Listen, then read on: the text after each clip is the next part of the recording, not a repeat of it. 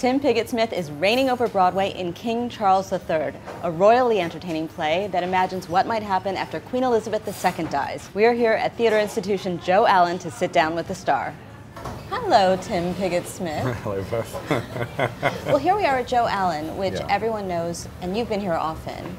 It's like the center of gossip for Broadway. So let's have a little juicy, gossipy chat, shall we? Tell me what the gossip is. I can't. So my first question is, were there royal spies that came to see the show in London? Well, definitely somebody came, but we don't think any of the royal family. But I wear a wedding ring, and on one occasion I think I must have forgotten to take it off because Charles wears a signet ring, and it's very easy to research, you know, and that's what I normally do. But I think on one occasion I must have left it on because a note arrived at the Almeida Theatre, which is where we did it in London, saying Charles does not wear a wedding ring. So somebody from the palace was in on that occasion. Was it on fancy paper? No, well, I don't know. I never saw it. It was just the word that went round. There is somebody in the office you could speak to if you wanted to, who would tell you the real story. But what does that mean? It means don't think we're not watching, and it's all right. You can carry on. That's rather ominous. Well, I don't know. Well, yeah, there's a part of it that's ominous, but then England is a secret country, isn't it? Have you become more of a royal watcher since doing this show? No. The royal family really are a part of your life, you know, unless you go out of your way to ignore them. They're part of your life. My mum was an absolute devotee of the Queen. I think if you were my parents' generation and you'd lived through 2 world wars, during which the monarchy really did seem to go out and find out what people were doing. They were part of people's lives in a very slightly different way from the way they are now. And my mum called the Queen Queenie. It was as though she was a sort of aunt, you know. And I think that's how most people in the country feel, apart from the rabid Republicans. And, Did you ever think that you resembled Prince Charles before doing this? No, never. And I'm maybe 2 or 3 years older than he is. So we've lived our lives in parallel. So people say to me, do any research? No, I don't have to, because we've just grown up in parallel. No, I've never thought that I was Prince Charles. And there have been portraits of Prince Charles in House of Cards, when Michael Kitchen, who does Foyle's War, played Charles, and a wonderful actor called Alex Jennings, who's probably not known over here, played Charles in the film with Helen Mirren, the Queen. So nobody had ever come to me before to ask me to do it.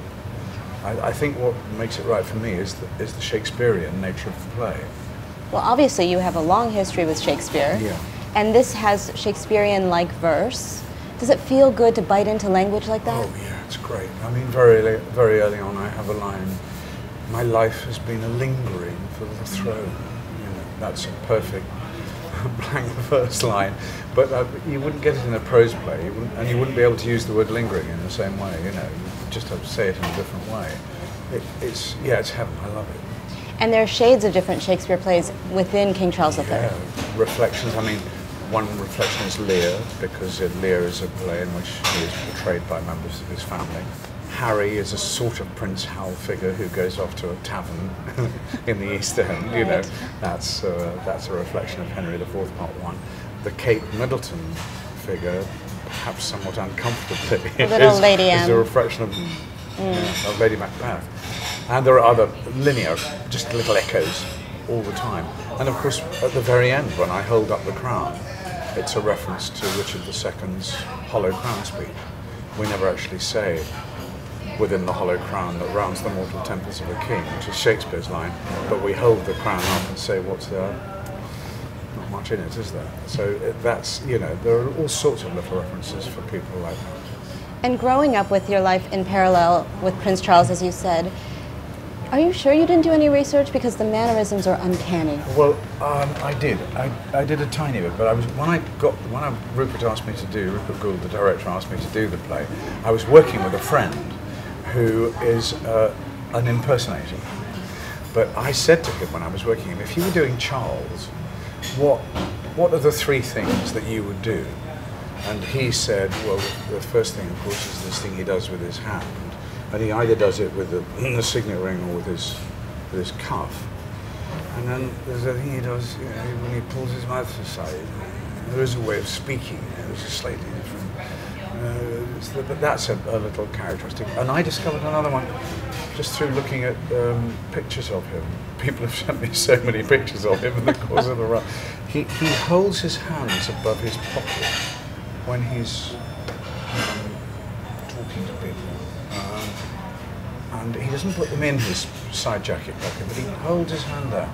And it captures for me a certain lack of certainty about it. You know, a little he doesn't awkwardness. actually put his hand in his pocket, it's sort of hovering there. And in the play there are two gestures that are mentioned, which is he strokes his hair and strokes his lip. So I incorporated those to use them. I've never seen him actually do either of those things, but I suspect that Mike had researched and that they're genuine. This is called a future history play. It's a little bit of a fantasy, but it's not that far away. The Queen is getting on in years. No. Can you imagine a time when she's not on the money? No, I think that's why the play is so potent. Funnily enough, that little aspect of it is more potent when you're doing it in England, because it is about the country now.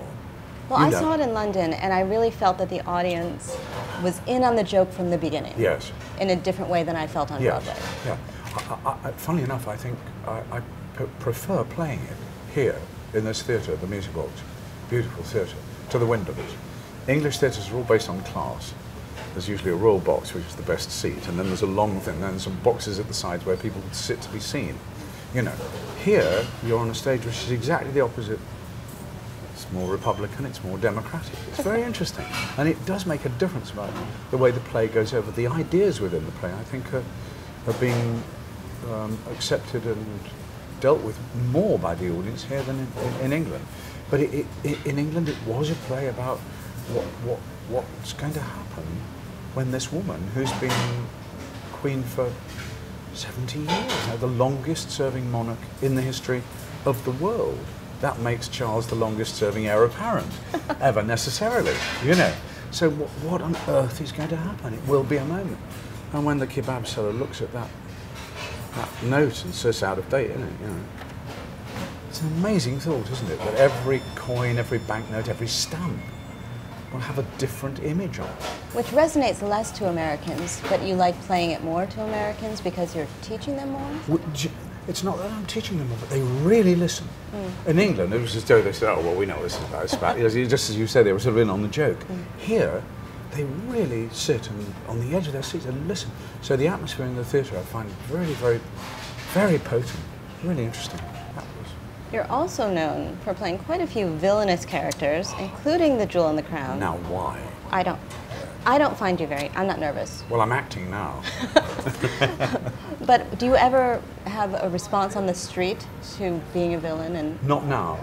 People just remember me now because they've seen me do other things, so they know that I'm not like that. But when the Jewel in the Crown came out, yes, I had quite a lot of people. One woman in the street screamed. She grabbed me and she said, "Are you thing?" Irish woman in North London. And I said, "What do you mean?" She said, "Merrick, are you thing from Jewel?" I said, "Yes." She said, "If you had a restaurant, I would not eat at it." What on earth she got that from? What I love about this play is you really don't have to know anything about the royal family. No, I think it's a really good point. And you don't have to know anything about Shakespeare either. It can give you added levels of pleasure if you do, but you don't have to know. So what do you want audiences to take away from King Charles III? Well, the first thing I want them to do is have a really good time. And I think it's a very good piece of theatre. I think, you know, the awful thing about theatre is there are so many things that can go wrong. And it's pretty rare when all the elements come together. It's a wonderful play. It's a very good production. It's superbly designed, lit. The sound is amazing. The music is fantastic. It's a very good acting company. That's one of the things that everybody says to me. There's not a weak link. So, you know, so all those disparate elements come together to make a good evening in the theatre. Well, thank you, Tim. No, thank you both. Nice talking to you.